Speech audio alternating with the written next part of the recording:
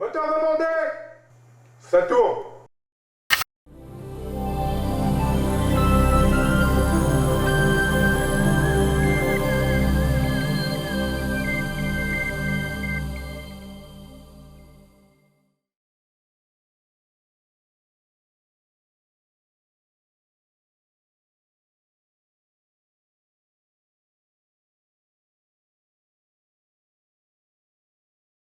Née à Saint-Sauveur-en-Puisé en 1873, Sidonie Gabrielle Colette, écrivaine célèbre, y demeurera jusqu'en 1891. Nous sommes attendus au château du XVIIe siècle devenu musée Colette. Nous nous trouvons ici au musée Colette qui lui est dédié à Saint-Sauveur et plus exactement dans le salon de son appartement au Palais Royal reconstitué à l'identique. Colette est née ici à Saint-Sauveur-en-Puisé en 1873. Elle va y passer les 18 premières années de sa vie, son enfance et son adolescence donc. Ses parents, parce que le père est né à Toulon, la mère est née à Paris mais a grandi en Belgique, tous les deux, par un concours de circonstances, vont se retrouver ici à Saint-Sauveur, s'aimer et se marier et avoir Colette qui sera le dernier enfant de la famille.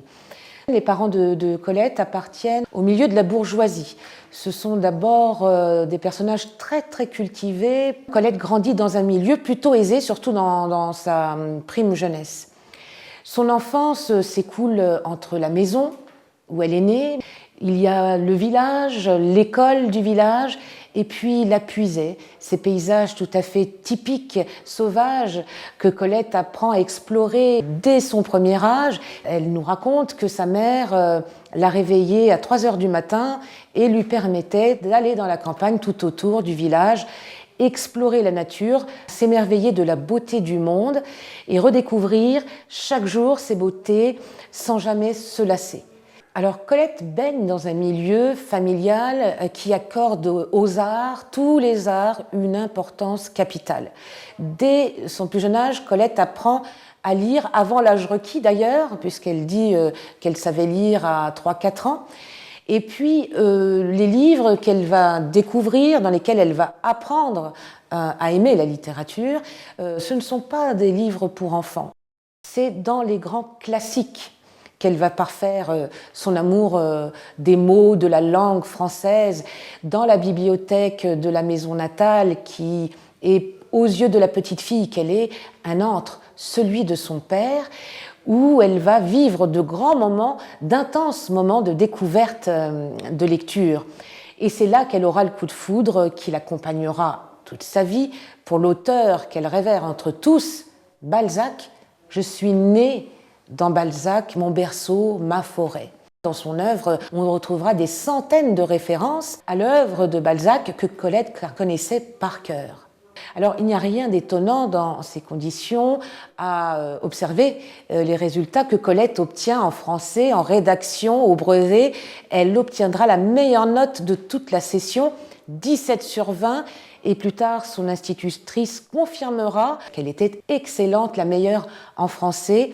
Colette va vivre ses 18 premières années ici à Saint-Sauveur, dans ce qui restera toujours pour elle le paradis de son enfance, la ruine de ses parents, qui va conduire la famille à quitter le village.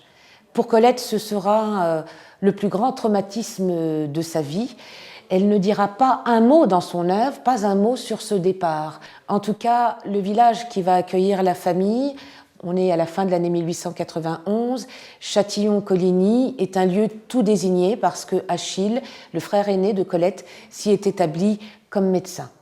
Elle va ensuite passer 18 mois à Châtillon-Coligny et au bout de ces 18 mois, eh bien, elle va épouser Henri Gauthier-Villars, dit Willy, qui va là l'amener à Paris et ce sera pour Colette la découverte d'un milieu étincelant, incroyable, celui de la belle époque en plein cœur de la capitale.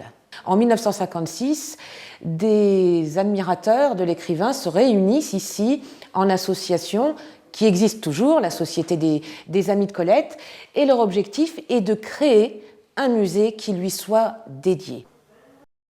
Le musée ouvrira ses portes en 1995 seulement, et depuis 20 années, Ce lieu de mémoire qui est consacré à Colette accueille tous ces amoureux, tous ces lecteurs de France.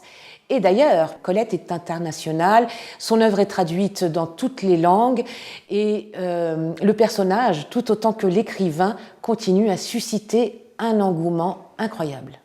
Je vous invite donc tous à venir découvrir ce musée d'un genre tout à fait particulier. C'est un musée littéraire et plus généralement la Puisée qui est une terre de merveilles qui a gardé intactes toutes ces beautés qui vous réserveront, je pense, de grands moments de communion avec la nature exactement comme Colette les a vécus autrefois.